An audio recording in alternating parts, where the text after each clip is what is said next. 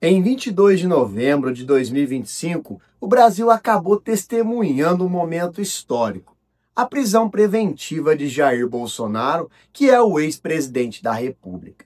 Este é um ponto de inflexão, principalmente na jovem democracia brasileira. E para que nós possamos entender, nós precisamos voltar a alguns anos. O Bolsonaro, ele presidiu o Brasil entre 2019 e também 2022. E esse período, ele sim, foi marcado por intensa polarização política. Após a sua derrota nas eleições de 2022, surgiram graves acusações. Ele e também os seus aliados teriam tramado um golpe para se manter no poder. E em setembro de 2025, a primeira turma do Supremo Tribunal Federal, o STF, acabou condenando o Bolsonaro a 27 anos e 3 meses de prisão. E os crimes, eles sim foram muito sérios: organização criminosa armada, tentativa de abolição violenta do Estado Democrático de Direito, golpe de Estado, dano qualificado pela violência e grave ameaça e deterioração de patrimônio tombado. E a condenação foi vencida por 4 votos a 1 na turma do STF, com a relatoria do ministro Alexandre de Moraes. E a prisão preventiva que foi decretada pelo STF e também cumprida pela Polícia Federal não é apenas a execução da pena, é simplesmente uma medida cautelar que sim levanta muitas questões de poder, ordem pública e também de instabilidade institucional. Tudo aconteceu neste sábado, dia 22 de novembro, onde agentes da Polícia Federal acabaram invadindo o condomínio de Bolsonaro, lá em Brasília, para cumprir um mandato de prisão preventiva que foi autorizado pelo STF. E a Polícia Federal acabou informando em nota que a ordem ela vem diretamente da mais alta corte do país. E o Bolsonaro, que já estava em prisão domiciliar desde agosto com tornozeleira eletrônica, foi levado para a Superintendência da Polícia Federal lá em Brasília. E segundo a Agência Brasil, a prisão de Bolsonaro ela é sim preventiva, ou seja, ela visa garantir a ordem pública e não necessariamente começar o cumprimento imediato da pena. E de acordo com a agência Folha Press, a motivação para a preventiva é exatamente esse risco à ordem pública. Mas por que uma prisão preventiva ela acontece agora e não quando a condenação ela foi dada? Para entender isso, nós precisamos aprofundar um pouquinho mais nas estratégias jurídicas envolvidas. A defesa de Bolsonaro acabou reagindo um dia antes da prisão. Os seus advogados, eles pediram sim ao STF a concessão de uma prisão domiciliar humanitária, alegando problemas de saúde que exigem acompanhamento médico intenso. E esses pedidos, eles ocorreram após a publicação do acordão da condenação. Mas não houve unanimidade na defesa dos recursos. A primeira turma do STF acabou rejeitando os embargos de declaração por unanimidade. Agora, restam outros recursos possíveis, mas, segundo a legislação do STF, o trânsito em julgado pode ocorrer em breve, o que acaba autorizando a execução definitiva da pena. De acordo com a decisão da turma do STF, se não houver novos recursos ingressados que gerem reviravolta, o ex-presidente ele poderá começar a cumprir a pena.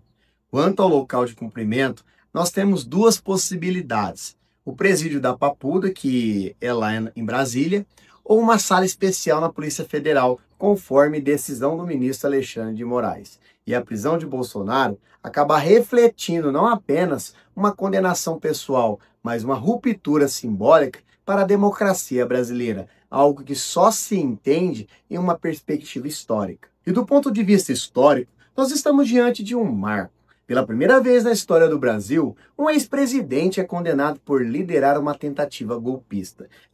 E essa condenação, ela não ocorre em vácuo, não. Ela lembra um momento de retorno às responsabilizações institucionais e depois de décadas em que figuras com poder político-militar muitas vezes escaparam sem punição efetiva. E além disso, a pena de 27 anos e 3 meses ressalta a gravidade atribuída pelo STF e não foi uma condenação simbólica, mas sim uma sentença pesada, definida por Alexandre de Moraes, levada à frente por grandes partes dos ministros, e essa decisão pode se marcar uma virada na cultura política brasileira. E a ideia de que liderar ou participar de uma trama contra a democracia pode, de fato, ter consequências. E parte da importância deste julgamento reside na mensagem que acaba enviando. As instituições brasileiras, mais especificamente o STF, estão dispostas a impor limites até mesmo a ex-presidentes. Historicamente, é um momento simbólico para que nós possamos consolidar a ideia de que nenhum indivíduo está acima da lei. Mas os riscos não desapareceram. A prisão de Bolsonaro também pode desencadear crises políticas, mobilização de apoiadores e tensões institucionais. A prisão preventiva, como justificam as autoridades, é uma medida para garantir a ordem pública, especialmente considerando o peso político de Bolsonaro e também a possibilidade de mobilização dos seus apoiadores. E, de fato, antes da prisão, houve sim convocação por parte de apoiadores. Por exemplo, o senador Flávio Bolsonaro convocou uma vigília de orações, o que evidencia a mobilização política e também simbólica em torno da figura do ex-presidente. E politicamente, há riscos reais, manifestações, tensões entre poderes, disputa pelo controle da narrativa. E juridicamente, mesmo com a prisão preventiva, há quem aposte em recursos ou na argumentação de saúde para a manutenção da prisão doméstica. E do ponto de vista institucional, essa prisão ela pode sim fortalecer a autoridade do judiciário, mas também gerar disputas perigosas se não for acompanhada de transparência e regras claras. Pode, ao mesmo tempo, consolidar a democracia e também testar a sua resiliência. E, por fim, é necessário nós olharmos para as consequências de longo prazo. O que essa condenação e prisão também de Bolsonaro acaba significando para o Brasil nos próximos anos? Bom, em suma, a prisão de Bolsonaro em 22 de novembro de 2025 representa um momento decisivo para a história brasileira. E não é apenas a concretização de uma pena longa, não, mas a materialização de uma resposta institucional à ameaça de ruptura democrática.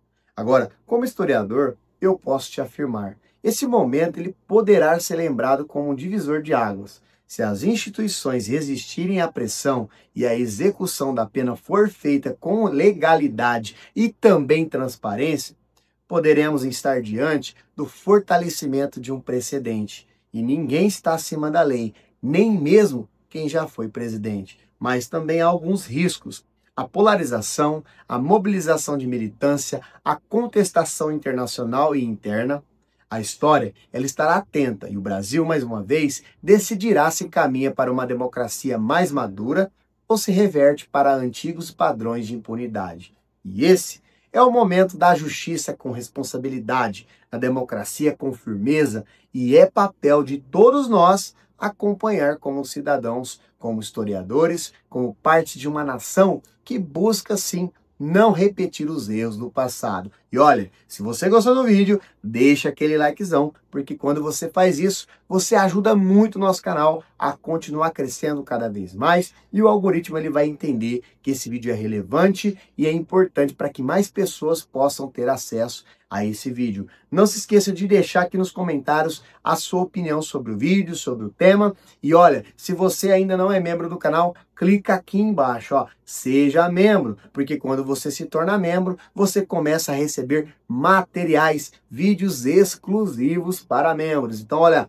não perca não, beleza? E se você também tem a opção aqui embaixo nos comentários de hypar o vídeo, hype o nosso vídeo, porque ajuda muito o nosso canal também a ser divulgado. Os nossos vídeos vão ser divulgados para a maior parte de pessoas possíveis. Então, até o próximo vídeo!